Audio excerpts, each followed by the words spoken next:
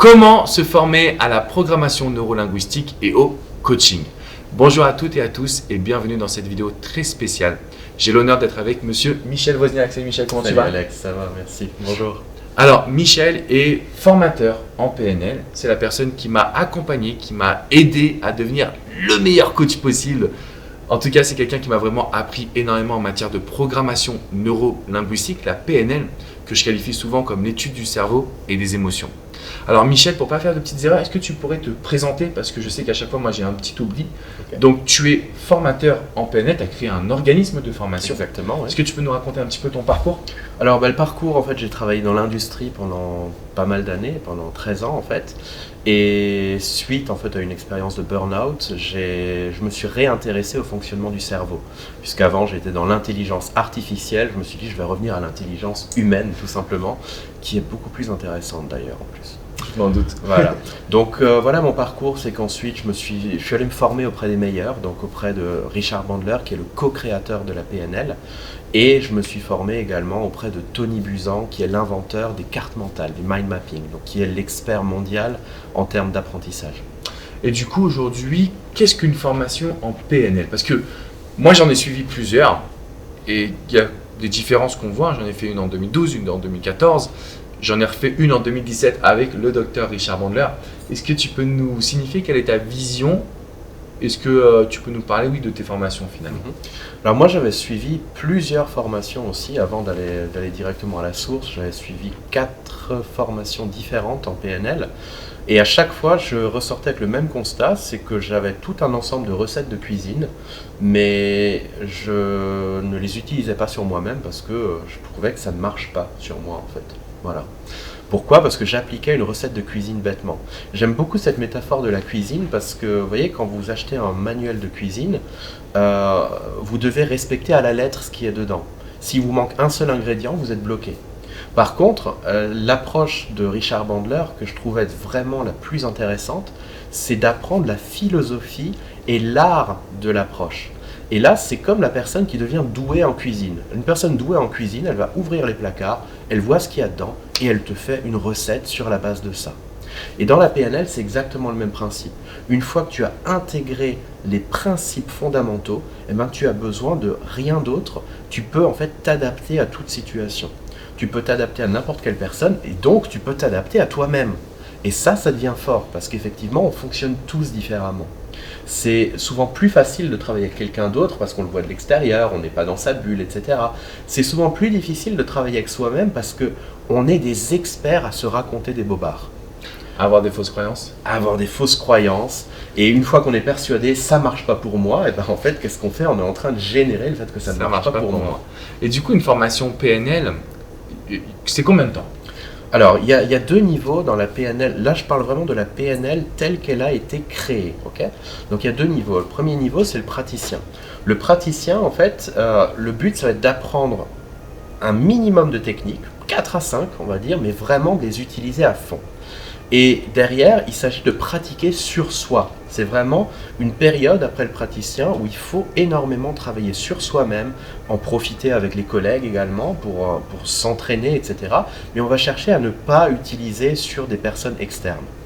Après, une fois qu'on a pratiqué, qu'on a vraiment réglé, on va dire, ces casseroles les plus volumineuses, je dirais, à partir de là, on peut aller vers le maître praticien, où là, on va apprendre l'art ultime de la technique, où on va aller encore plus loin pour soi, mais aussi pour les autres. Et là, effectivement, on va se rendre compte que c'est finalement facile de pouvoir apporter une plus-value aux autres d'une manière relativement simple. Le but après, c'est que ça devienne un mode de vie. Après, les gens me disent oui, mais moi je ne peux pas forcément ouvrir un cabinet. C'est pas le but, parce qu'après c'est dans la vie de tous les jours qu'on l'utilise. C'est avec ses amis, avec sa famille, ses collègues, c'est avec le boulanger. Et à chaque fois, en fait, ce qui est intéressant, c'est que les gens vont faire des feedbacks un peu du genre c'est marrant, mais chaque fois que je suis avec toi, quand je repars, je me sens mieux.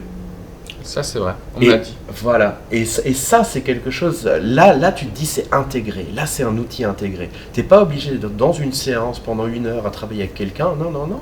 C'est dans la vie de tous les jours, c'est réussir finalement à aider les personnes à se sentir bien sans raison. Et Richard Bandler lui dit tout le temps, feel good for no reason. Sentez-vous bien sans raison. Quand tu arrives à faire ça, à incarner ce truc-là, et en plus à le transmettre, là vraiment tu as un outil d'une puissance absolument phénoménale. Et du coup, en termes de durée, je sais que c'est en fait la PNL, c'est toute la vie d'une certaine manière, mais en termes de durée de formation, est-ce que ce sont des cycles de 8 jours, 10 jours? Alors le praticien, c'est un cycle de 8 jours. C'est 8 jours, mais vraiment c'est très complet, c'est très dense, c'est en immersion. On utilise la PNL pour enseigner la PNL. C'est pour ça, en fait, certains disent, oui, mais c'est très court, 8 jours, parce qu'il y a des instituts qui le font en 20 jours ou en 30 jours, mais il faut se rendre compte... T'en as d'autres qui le font en 2 jours. Hein. Bien sûr, exactement. Parce que moi, j'avais plutôt vu que c'était 2 jours de formation, et vas-y, tu peux ouvrir ton cabinet de PNL. Hein. Ouais, exactement, mais ça, tu vois, c'est toujours très problématique. En fait, Richard Bandler, comme il a créé l'approche, il sait mieux que personne comment la transmettre et qu'est-ce qui va être important de transmettre. Surtout, il allait vers une simplification. Il y a des instituts qui vont te proposer 50 ou 60 protocoles de PNL. C'est des recettes de cuisine, pareil, mais qui t'autonomisent absolument pas. Et après, tu te retrouves sur des forums où tu vois les gens qui disent « Oui, j'ai tel client qui a telle problématique avec telle spécificité, quel protocole je peux utiliser ?» Et là, tu te rends compte que c'est vraiment quelqu'un qui n'a pas intégré l'approche. Elle n'est pas intégrée. En fait, quelque chose...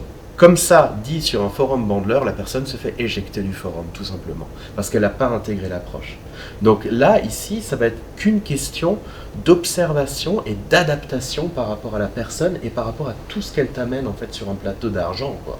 Mais que tu ne vois pas si tu n'as pas intégré l'approche. Et donc du coup, il y a 8 jours pour le praticien. Comment ça se passe pour le niveau supérieur, maître praticien? Le maître praticien, après, c'est 9 jours. Et généralement, il y a une période, on demande à laisser plusieurs mois entre les deux. C'est 3 à 6 mois, c'est ça, pour vraiment intégrer le principe. Et c'est vraiment, et c'est pas un truc, voilà, c'est pas un truc où il faut après se faire des séances, etc.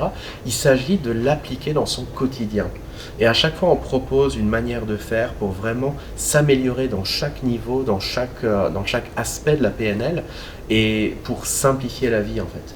Et plus ça devient intégré dans le quotidien, plus après on devient littéralement une bête de PNL. Alors pour toutes les personnes qui regardent mes minutes coaching, je reçois de plus en plus de messages où on me dit « Alex, j'aimerais bien devenir comme toi, faire du coaching, j'aimerais bien pouvoir proposer mon aide à d'autres personnes ». Et d'ailleurs, je vous encourage vraiment. Si vous avez un projet comme celui-ci, je me souviendrai toute ma vie, quand je me suis lancé, ma mère, elle m'a dit « Mais t'es fou, n'y va pas, ne le fais pas ». Elle avait peur et j'y suis quand même allé. Et heureusement que j'ai pris cette décision, heureusement que j'ai été têtu finalement. Est-ce que tu penses qu'aujourd'hui, c'est un métier d'avenir? Parce que moi, j'ai l'impression que faire des formations en coaching, c'est peut-être un peu bouché, mais faire des formations en PNL, c'est quand même un métier qui est d'avenir dans le sens où les entreprises en ont de plus en plus besoin. C'est quelque chose qui va aider de plus en plus l'être humain dans l'ère de la robotisation, de l'intelligence artificielle, etc.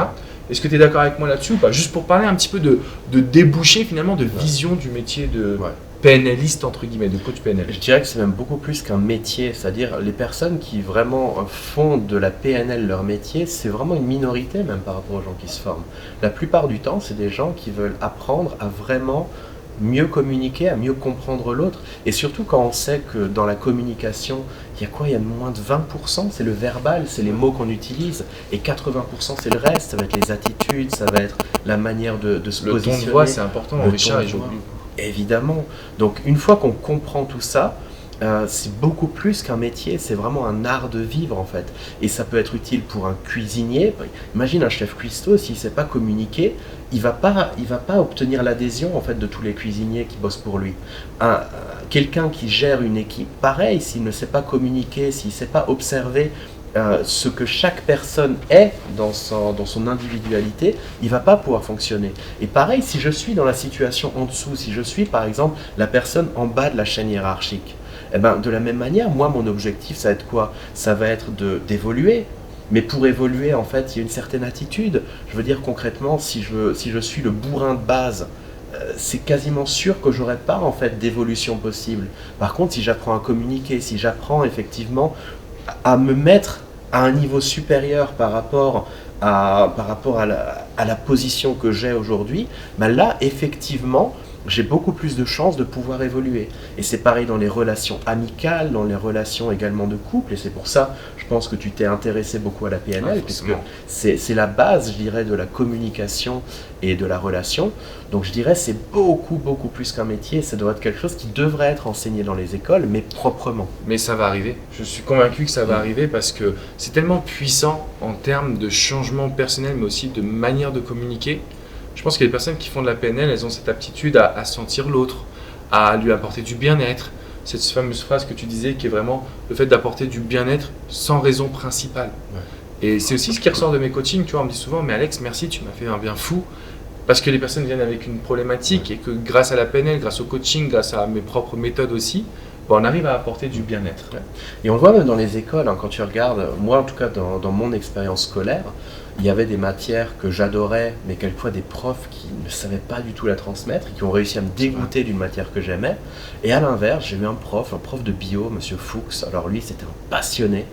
Et en fait, il a su nous transmettre sa verve et sa passion de la biologie en fait. En quelques heures, il m'a rendu fan complètement. Mais lui, il le faisait de manière spontanée, il n'avait pas de méthodologie derrière.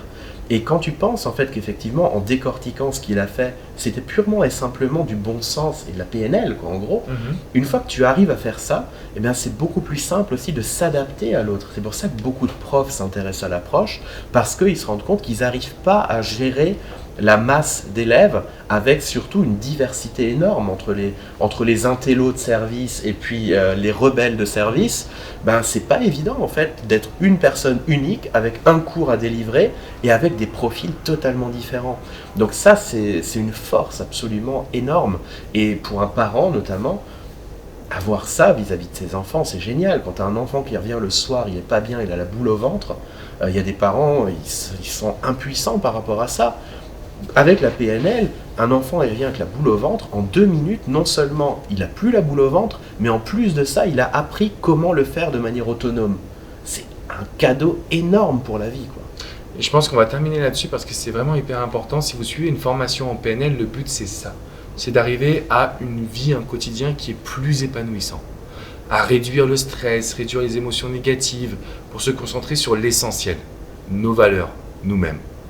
Si vous avez des questions, je vous invite à aller sur le site de Michel. Alors je me permets de le dire cette fois-ci, c'est ifac-formation avec un S à la fin.com. Je vous mets le lien juste en dessous.